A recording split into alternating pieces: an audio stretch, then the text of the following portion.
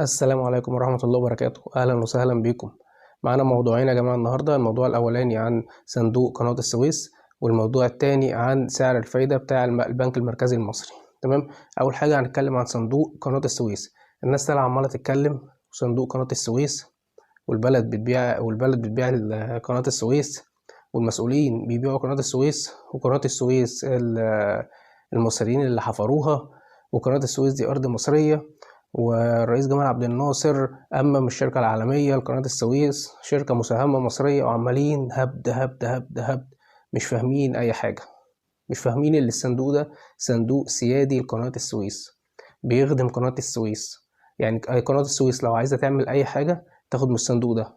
قناة السويس لو عايزة تجيب كراكات مش هتروح بقى تقول أنا هعمل شهادات، والشهادات دي فيها 20% و16%، وروحوا يا مصريين حطوا فلوس في البنك عشان ناخد الفلوس ديت ونروح نحفر قناة جديدة ونجيب كراكات ونجيب أكبر كراكات في العالم. لا، الصندوق ده صندوق سيادي. يعني قناة السويس فيها حاجة هنطلع من الصندوق دوت. قناة السويس محتاجة كراكات هنطلع. قناة السويس محتاجة منطقة اقتصادية عالمية هنطلع من الصندوق دوت. ادي قصة الصندوق. الصندوق ده جاي ببساطة في مركب اسمها ايفر جرين. ايفر جرين دي بالشاطئ الرملي بتاع القناة، وقفت بعرض القناة زي ما انتوا عارفين، وقعدت 3 أو 4 أيام. والحمد لله الأجهزة بتاعتنا في قناة السويس قدروا يحركوا المركب، مع إن كل التقديرات الأمريكية وتقديرات الغرب كلها في الوقت دوت قالت اللي مش هيعرف يحركوا المركب غير بعد 10 أو 15 يوم. وإحنا في خلال 5 أيام أو 6 أيام حركنا المركب. المركب دي يا جماعة لما حركناها السلطات المصرية فضلت مسيطرة على المركب ديت في البحر المتوسط لغاية ما الشركة المالكة دفعت حوالي ملايين الدولارات. يا جماعة تقريبا دخلوا في مليار. مستشار هيئة قناة السويس هو اللي قال كده، أنا هسمعكم في التقرير. مستشار هيئة قناة السويس قال تقريبا دفع مليار دولار. طب المليار دول راحوا فين؟ راحوا وزارة المالية، خزينة الدولة. طيب قناة السويس دلوقتي محتاجة حاجة، محتاجة كراكة تيجي، محتاجة رصيف يتعمل، منطقة اقتصادية، أي أعمال إنشائية هتيجي تاخد من وزارة المالية. وزارة المالية هتقول لك منين؟ ومعيش، والبنك المركزي والبنك الدولي، وعلينا قروض وعلينا اقساط، والشعب والناس مش لاقيه تاكل، وحوارات كتير. الرئيس عبد الفتاح السيسي حصل الموضوع دوت ولقى ان المليار جنيه راحت خزينة الدولة. طب يا جماعة سأل المسؤولين هو في صندوق سيادي لقناة السويس؟ قالوا لا، ده قناة السويس من ساعة ما انشأت ما فيهاش صندوق سيادي. فدي حاجه غريبه. يعني ايه هيئه زي قناه السويس يا جماعه ما فيهاش صندوق سيادي؟ صندوق سيادي يعني معروفه لاي حاجه. الجامعات دي كان فيها صناديق، بس الصناديق ضمتها للحكومه. يعني اي جهات حكوميه كبيره فيها حاجه اسمها الصناديق الخاصه، لا عشان لما تحتاج اي حاجه او اي مصاريف تصرف من الصناديق. ما الصناديق دي تابعه للحكومه برضو وتحت رقابه وزاره الماليه، بس حاجه منفصله بعيده عن ميزانيه الدوله. ادي فكره الصندوق يا جماعه عشان الناس بس مش فاهمه. الناس بتتكلم لك لك لك لك وهبدوا على الفاضي. ادي فكره الصندوق. السيد الرئيس عبد الفتاح السيسي عمل قرار رئاسي بانشاء الصندوق دوت عشان اي فلوس هتيجي من قناه السويس، تعويض بقى من مركب خبط في مركب، اخدنا منه تعويض. لان التعويضات الملاحيه دي مش تعويض عادي. يعني المركب ايفر جرين دي دفعت، المستشار هيئه قناه السويس بيقول دخلوا في المليار، تقريبا مليار دولار. يعني مبلغ ضخم. عارف يعني ايه مليار دولار؟ ده مبلغ ضخم جدا. فالمبالغ دي كلها لما تدخل الصندوق، تمام، وانت محتاج اي حاجه في قناه السويس تقدر تاخدها منها وتعمل مشروع، بدل ما تروح تاخد من موازنه الدوله، وبدل ما الفلوس دي برضو تدخل موازنه الدوله وانت ما تعرفش تطلعها. ادي الفكره كلها. تعال نشوف التقرير وارجع لكم تاني. ايه الحكايه بقى يا استاذ احمد؟ ببساطه شديده كده بلغه المصريين المعتاده. لما حصلت ازمه السفينه ايفر جيفن في الممر الملاحي بتاع هيئه قناه السويس. ايوه. انتهت الازمه، دخلنا في مراحل التفاوض، خدنا تعويض ملياري. خدنا تعويض ايه؟ ملياري. كام؟ يعني احنا ماضيين على اتفاقيه فيها سريه هذا التعويض. لكن لما ملياري بالظبط. لما خدنا هذا التعويض، الوضع الطبيعي لرئيس هيئه قناه السويس ولهيئه قناه السويس ان يذهب الى وزير الماليه يقول له اتفضل، انا ما عنديش اطار قانوني يحط فيه الفلوس دي، انا بودي فلوسي كلها للموازنه العامه للدوله. كويس. بقى اتصرف فيها زي ما انت عايز. كويس. ولا اعمل بقى صندوق ولا اعمل اي حاجه، اشيل فلوس من هنا اوديها وزاره الماليه. كويس. هنا تدخل الرئيس السيسي. يا سياده الفريق، سيادتك عندك في هيئه قناه السويس اعتدتم في يعني منذ عصور وضع احتياطي نقدي لربما. ادي التقرير زي ما انت شفت. سمعت مستشار قناه السويس قال ايه؟ قال التعويض كان حوالي مليار جنيه او اقل من المليار بشويه، ودخل خزينه الدوله في وزاره الماليه، ولما نيجي نسحبه مش هنعرف نسحبه، فعملنا الصندوق عشان اي حاجه خاصه بفلوس قناه السويس تبقى لوحدها، عشان لو احتاجنا ان احنا نعمل اي اصلاحات او اي انشاءات او اي مشاريع اقتصاديه ناخد من الصناديق، والصناديق اساسا تبع للحكومه وتبع لوزاره الماليه، بس صناديق منفصله. ادي كل الموضوع. تمام. الموضوع الثاني اللي معانا يا جماعه، البنك المركزي المصري يوم الخميس اللي فات رفع الفايده 3%. رفع الفايده 3%. طيب عشان بس الناس بتتكلم كتير، الناس بتتكلم كتير يا جماعه، مش فاهمه اي حاجه، كلام وخلاص في وسائل الاعلام ومش في وسائل الاعلام وفي الشارع المصري. الناس عماله تتكلم وهي مش واخده بالها ليه الدوله بتعمل كده وليه الحكومه بتعمل كده. في الاول عايز اقول لكم ان الفيدرالي الامريكي رفع الفايده مرتين علينا واحنا ما رضيناش نرفع. الفيدرالي الامريكي ده يا جماعه لما بيرفع الفايده لازم كل بنوك العالم كلها ترفع. هتقول لي ليه؟ عشان اقول لك، عشان البنك الفيدرالي ده هو اللي بيطبع الدولار، والدولار هي العمله الاقتصاديه الاولى في العالم، العمله المتداوله اقتصاديا على العالم. فالفيدرالي الامريكي ده لما يرفع الفايده لازم كل البنوك ترفع. طب ليه لازم كل البنوك ترفع؟ علشان انت لو ما رفعتش المستثمر هياخد الفلوس بتاعته من البنك المركزي بتاعك ومن البنك المصري بتاعك ويروح يوديها هناك عند امريكا في الفايده الاعلى، فانت كمان لازم ترفع الفايده. تمام.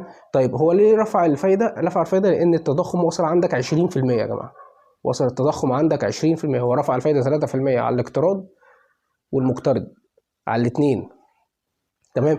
هو فكره اللي انت دلوقتي تروح تاخد قرض ده هيبقى صعب جدا. يعني اي حد بيروح هياخد دلوقتي قرض اللي هو القرض بتاعه بيبقى 19% او 17%، يبقى ده بينتحر بيموت. مش هو بص، هو انا عايز اقول لكم برضو على حاجه كويسه، ان اللي هو بيعمل كده عشان خاطر السوق السوداء. يعني هو بيرفع 3%، هو عايز يحكم السوق السوداء. السوق السوداء دلوقتي وصلت 35 يا جماعه الدولار. ما ينفعش دوله يبقى فيها سوقين، سوق في البنك ب 25 ولا ب 24 ولا ب 26 وسوق سوداء ب 35. ما ينفعش، الاستثمار هيهرب منك، الدوله هتفرط منك. الحكومه غصب عنها كانت لازم تعمل كده. دي اول حاجه عشان تظبط السوق وتوقف السوق السوداء. لو تفتكروا في 2016 عملوا نفس الموضوع عشان كان في سوقين، في سوق في البنك وفي سوق السوداء.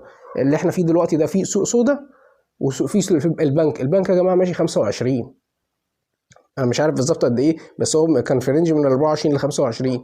السوق السوداء 30 و35. انت متخيل لما واحد يبقى معاه $100 يروح يغيرها ب 35 ب 3500 جنيه بره في السوق السوداء، وهي في البنك ب 25، يعني ب 2000 ونص، يعني فرق 1000 جنيه. انت متخيل؟ المستثمر يهرب منك، مش هيبقى فيه استثمار، البلد هتفرط منك. كان لازم يعمل كده. دي اول حاجه. تاني حاجه، النقد الدولي لسه موافق على 4 مليار دولار، هيديهم لك 4 دفعات. الدفعه الاولى 350 مليون والدفعه الثانيه 500 مليون، يعني في دولارات داخله. فالدولارات دي داخله هتثبت لك سعر الجنيه. ما بقولكش الجنيه مش هينزل، لا هينزل، بس هينزل بهدوء.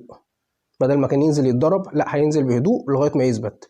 تمام. والسوق السوداء هيوقف لك السوق السوداء. السوق السوداء دي يا جماعه يعني مفيش دولار. معنى اللي فيه سوق سوداء في الشارع عشان الناس تبقى فاهمه، معنى اللي مفيش دولار. لكن الدولار لو كتير يبقى مفيش سوق سوداء. فهو لازم يوقف لك السوق السوداء دي باي طريقه. في 350 مليون دولار داخلين من صندوق النقد الدولي، وفي 500 مليون دولار تانيين داخلين مع شويه دولارات مع الخليج، مع شويه دولارات من السياحه، هيعملوا لك استقرار، هيعملوا لك استابيليتي في الاقتصاد. فالسوق السوداء دي تقف. السوق السوداء دي يا جماعه الناس عماله ماشيه بتتكلم في الشارع السوق السوداء، ما تعرفش ايه خطوره السوق السوداء دي. ممكن تدمر لك الاقتصاد خالص، ممكن توقف لك الدنيا. ادي فكره يا جماعه 3%، عشان تعرف بس الحكومه بتعمل ايه. مش كل حاجه اللي احنا عمالين نروح نهاجم واحنا مش عارفين في ايه. اللي ايده في الميه غير اللي ايده في النار. انت لو عندك محل بقاله ولا سوبر ماركت ومعين فيه 2، هتبقى محتار اخر الشهر وانت ماسك الميزانيه، انا هقبض دوت ما قبضتش ده اخد مني سلفه 100 جنيه، ده اخد سلفه مني 200 جنيه. دي دوله كبيره فيها 120 مليون واحد يا جماعه، فيها اكبر اكتاز. الناس تفهم الحكومه ليه بتعمل كده. الحكومه شغاله في مصلحه الناس. انا عارف ان الاسعار غاليه وتضخم والناس معهاش فلوس وبتاع، معلش احنا كنا ماشيين كويس واحنا ماشيين كويس والله، بس لما حصل ازمه كورونا دي قعدنا حوالي سنه ونص سنتين نصرف من عندنا وما تاثرناش. ده يدي لك دلاله اللي احنا كنا ماشيين كويس. طلعنا من قصه كورونا دخلنا في حرب روسيا واوكرانيا. حرب روسيا واوكرانيا دي اللي عامله فينا كلنا كده، عامله في امريكا وفي الصين، في الشرق الاوسط، في العرب، في كل الناس يا جماعة. حرب روسيا أوكرانيا دي والله مكعبلة الدنيا خالص، وهي السبب اللي خلت أمريكا ترفع 5 مرات أو 6 مرات، البنك الفيدرالي الأمريكي يرفع 5 أو 6 مرات. زي ما أنا بقول لك كده. معايا تقرير عايز أوريهولك ونرجع لبعض تاني. الفايدة الزيادة دي بيبقى أثرها إيه؟ يعني إحنا لما كان عندنا قبل كده أعتقد في 16 لما كان عندنا الشهادة اللي ب 20%، كان كل الناس اللي عندهم نشاط اقتصادي بغض النظر عن حجمهم، لو أكبر شركة مقاولات في مصر أو أصغر مشروع في مصر، كان يقول لك إيه؟ طب ما أنا كده أنا بحط فلوس في البنك ويجي لي ال 20% بدل ما أشتغل. هل ده مقصود في لحظة معينة إنك تهدي إيقاع السوق؟ هل ده مقصود؟ شوف، أنا عايزة أقول لحضرتك حاجة، مش عملية إيقاع السوق، عملية إن أنت عندك كذا حاجة لازم تتعامل معاها. إحنا كنا بنتكلم 2015 2016 أيوه. ما كانش عندك دولارات وكان عندك سوق سودا صعبة جدا، فكان لازم تقضي على السوق السودا، وحصل. لأن ما فيش استثمار هيجي لسيادتك وأنت عندك سوقين. أيوه. مستحيل، ومش هتقدر تكبر بالبلد وأنت عندك مفهوم. سوقين، ده مستحيل. شفت التقرير؟ شفت الأستاذة اللي كانت موجودة بتقول إيه؟ السوق السوداء، البلد هتهرب مننا، المستثمر هيهرب. فهمت ليه الدولة بتعمل كده؟ جماعة خبراء الاقتصاد، لو رحت لأي خبير اقتصادي هيقول لك اللي الدولة بتعمله ده كده صح غصب عنها. احنا دولة نامية، دولة نامية. عارف يعني ايه؟ مش بتقول لك بتسمع في التلفزيون يقول لك الدول النامية. احنا دولة نامية لسه بنصعد في الاقتصاد بتاعنا، لسه عايزين نقوم بالاقتصاد. يا جماعة احنا متأخرين قوي، متأخرين قوي قوي. يعني الحاجات اللي بتتعمل على ارض الواقع في مصر دلوقتي 30 سنه قدام، 40 سنه عشان تعملها. انت عملتها في 8 سنين، في 8 سنين او 9 سنين. فانت يا جماعه والله في انجاز، في انجاز والله. انا عارف ان الناس تعبانه ومفيش فلوس، بس ما قدامكش حل غير كده، ما قدامكش حل غير كده. انا كنت عايز اقول لك الموضوع بطريقه مبسطه، يا رب اكون بسطته لك وفهمته لك بطريقه مبسطه. ما تنساش تعمل اشتراك للقناه وتفعل الجرس عشان يوصلك كل جديد. والسلام عليكم ورحمة الله وبركاته.